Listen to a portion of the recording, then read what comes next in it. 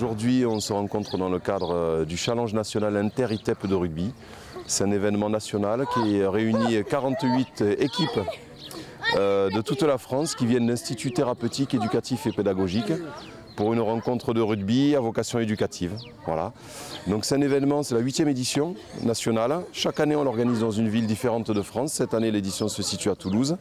Et le tournoi sportif se déroulera dans l'enceinte du stade Ernest Vallon, qui est le stade du Stade Toulousain Rugby.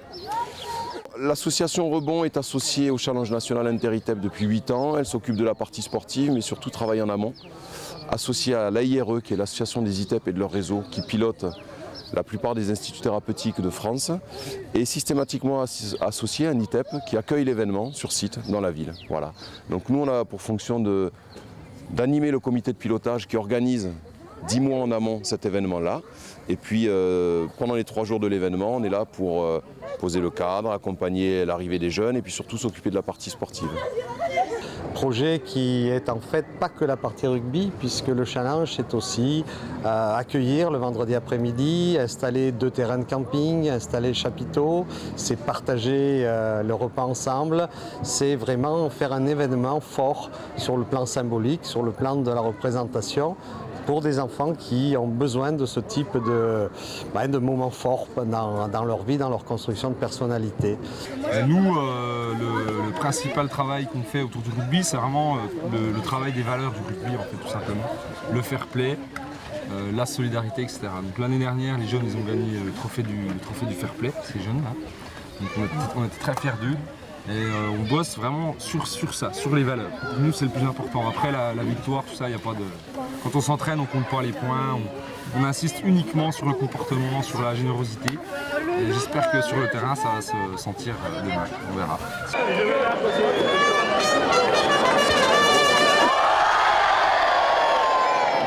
Bonjour à toutes et à tous et bienvenue au Stade Toulousain.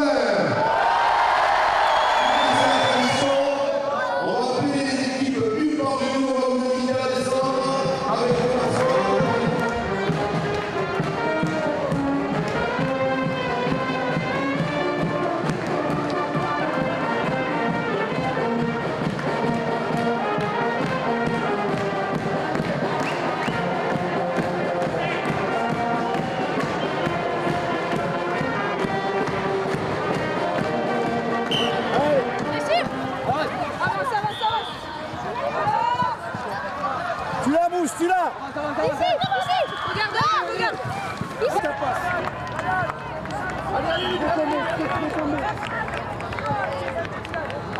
Au rugby, on ne peut rien faire tout seul. On n'existe pas sans les autres.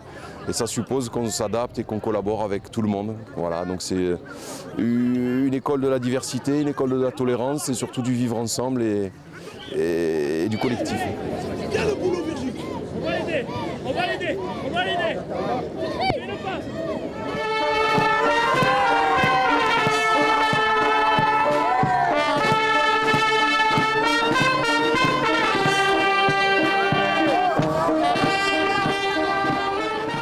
Là où on pourrait différencier le rugby des autres sports collectifs, c'est que c'est un sport collectif de combat. Et qu'à ce titre-là, comme dans la plupart des sports de combat, les règles sont sacralisées. On ne plaisante pas avec la règle parce qu'il y a des questions de sécurité. Ça, c'est très très important.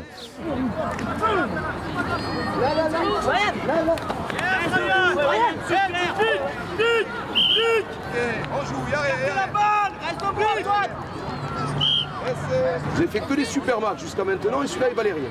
Donc déjà, pour moi, vous n'avez aucun point de fair play. 5 fois dans chaque équipe, j'ai dû reprendre les uns les autres qui parlaient. Alors que les matchs d'avant, vous n'avez pas parlé. 5 fois. Ça veut dire quoi? Donc objectif pour les Bleus, jusqu'à la fin de la journée, avoir tous les points de fair play, je viendrai vous voir à la fin. De maintenant jusqu'à la finale, vous avez encore 1 ou 2 matchs, tous les points de fair play. La même chose pour les Noirs. Que vous arriviez en finale des gagnants, en finale des perdants, je m'en fous. D'accord? Sur la coopération, vous y avez été, c'est très bien, les 2 équipes, ça plaque, vous êtes courageux, vous êtes défenseurs.